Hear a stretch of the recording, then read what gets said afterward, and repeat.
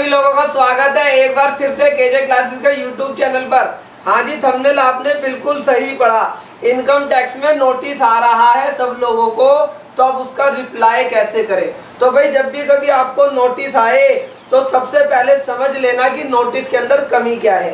तो पहले इस चीज को ध्यान में रखो। हमारे किसी क्लाइंट को नोटिस आया असेसमेंट ईयर 22-23 के लिए, और 22-23 के असेसमेंट ईयर में क्या लिखा इन्होंने कि भाई साहब आपने अपनी जो इनकम टैक्स की रिटर्न भरी है उसमें 6,39,700 रुपए की इनकम दिखाई है और 1,33,000 रुपए का रिफंड क्लेम किया है। तो अगर आप रिफंड क्लेम कर रहे हो तो आप पहले इस नोटिस को समझ लेना। तो उन्होंने कहा साहब हाँ क्या गलत करा हमने, भाई 6,40,000 की इनकम दिखा दी, 1,33,000 का रिफंड कर लिया।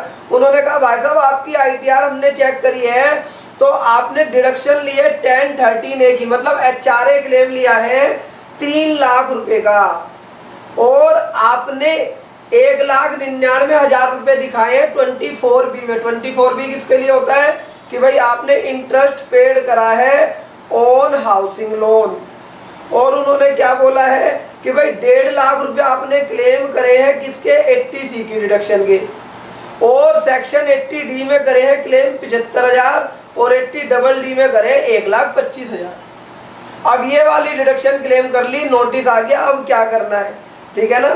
साथ में इन्होंने कहा कि भाई आपके पास, ठीक है ना, रिप्लाई करना है, ठीक है, आपको रिप्लाई करना है। सर क्यों करना है रिप्लाई हमारे को? हाँ जी बिल्कुल रिप्लाई तो करना ही पड़ेगा, क्यों नहीं करोगे रिप्लाई? तो सर इसका रिप्लाई करे तो करे कैसे, क्योंकि ये वाली जो इन्फॉर्मेशन है उन्होंने सेक्शन 133, ठीक है ना, अंडर सबसेक्शन 6 के अंदर ये वाली इन्फॉर्मेशन मांगी है।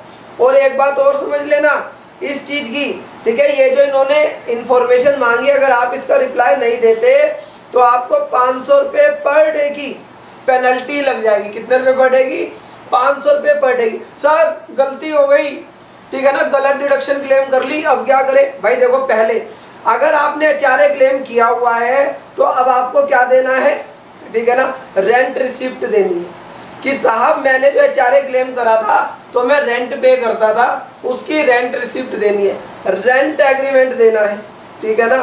भाई जिसे आप रेंट पे कर रहे हो तो उसकी रेंट रिसिप्ट और रेंट पेड और जो HRA आपने क्लेम करा है, ठीक है, वो आपके फॉर्म 16 में तो आ ही रहा होगा। तो आप बस ये प्रूव कर दो कि भाई आप किराए के घर में रहते थे और आप रेंट पे करते थे, आपके पास रेंट एग्रीमेंट है, रेंट रिसिप्ट है, तो आपका HRA क्लेम बिल्कुल ठीक हो जाएगा। आपको प्रूव करना है कि भाई HRA क्लेम आपका हम क्यों दें, ठीक है। इसके बाद sir deduction under section 24B, तो भाई अगर आपने डिडक्शन क्लेम करी है तो भाई आपने हाउसिंग लोन लिया होगा, आपने घर लिया होगा। अब यहाँ पर दोनों ही डिडक्शन कंट्राडिक्ट है, क्योंकि एक तरफ तो आप HRA क्लेम कर रहे हो और एक तरफ आप 24B में कह रहे हो मेरे पास घर है जो मैंने लोन पर लिया है।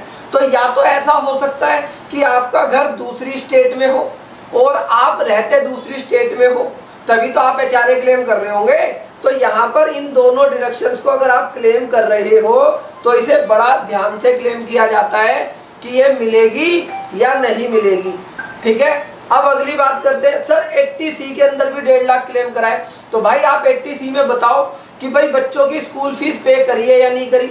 अगर स्कूल फीस पे करी है तो अगर आपने बैंक से पे करी है तो उसकी रिसिप्ट दिखा दो।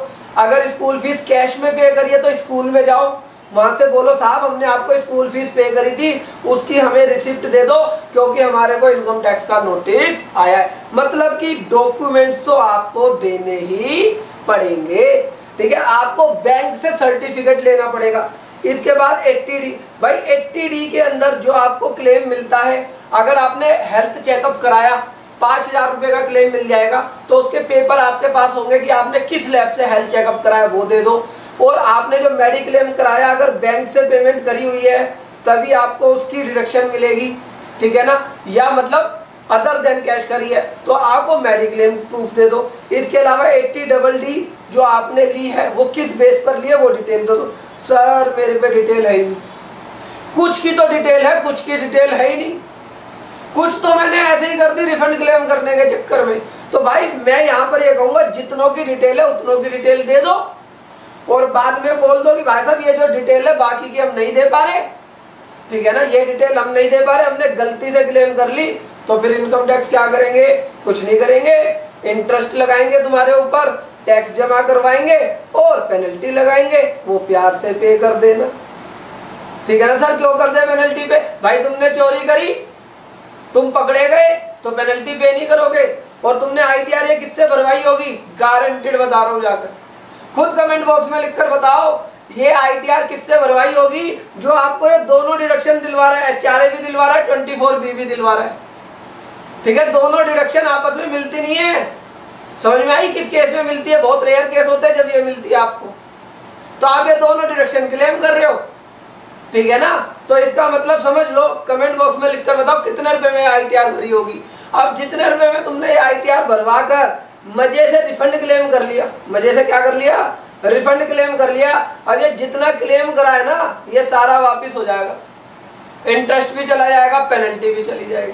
तो भाई ITR का सीजन है, ऐसे अंडरसंड काम मत करो, और अगर किसी क्लाइंट के लिए ऐसे काम कर रहे हो तो उसे समझा तो दो कि भाई हमने तुम्हारे गले में फांसी का फंदा लटका दिया है, ठीक है। तो भाई अगर आप कोई भी डिडक्शंस क्लेम कर रहे हो तो पहले उसके प्रूफ आपके पास होने चाहिए, तभी क्लेम करो, नहीं तो लेने के देने पड़ जाएंगे।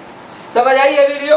और अगर आपको पता है कि भाई आपको कौन कौन से अलाउंसेस मिलेंगे, कौन कौन से अलाउंसेस नहीं मिलेंगे, अगर नहीं पता तो हमारा कोर्स ज्वाइन कर लो। अगर तुम्हारे को टैक्स कमी देना था, अगर तुम्हारे को टैक्स कमी देना था, ऐसे अलाउंसेस लेते, ठीक है ना, जो कि आप यूज कर रहे होते हो, जैसे यूनिफॉर्म अलाउंसेस, जैसे डेली अलाउंसेस, जैसे हेल्पर अलाउंसेस, ये वाले अलाउंसेस लेते ना, ठीक है ना। आपने ले लिया उल्टे सीधे अलाउंसेस, ठीक है। ये अलाउंसेस सबको मिलते भी हैं और इस पर टैक्स भी नहीं लगता, ठीक है। आपको अपनी ITR में ये क्लेम करने थे। तो अगर ऐसी बहुत सारी जानकारी चाहते हो तो ये इनकम टैक्स रिटर्न का पूरा कोर्स और बैलेंस शीट का पूरा कोर्स मात्र मिल रहा है। फटाफट फोन घुमाइए, हमारी टीम से कांटेक्ट कीजिए और नॉलेज बढ़ाकर ही ITR भरे। सिर्फ 20 घंटे का कोर्स है, ठीक है ना। 20 घंटे के कोर्स में लगाओगे 2500, फायदा होगा 2.5 लाख रुपए का। समझ रहे हो? समझ में आ गई मेरी बात? यानी तो इस कोर्स को देखने का बाद ही ITR भरे, नहीं तो अगले साल तुम्हारे क्लाइंट्स को भी 133(6) आएगा, फिर वो तुम्हारा सिर फोड़ देगा आगे। समझ में आई मेरी बात? तो ITR भरने से पहले नॉलेज लेकर काम करें। इस वीडियो को देखने के लिए आपका धन्यवाद करता हूँ। वीडियो कैसी लगी कमेंट बॉक्स में लिखकर बताना। कितने रुपए लिए होंगे, ठीक है, इस ITR को भरने के, ये भी आप मुझे कमेंट बॉक्स में लिखकर बताना। चलिए इस वीडियो को यहीं पर क्लोज करते हैं। वीडियो देखने के लिए आपका दिल से स्वागत, धन्यवाद।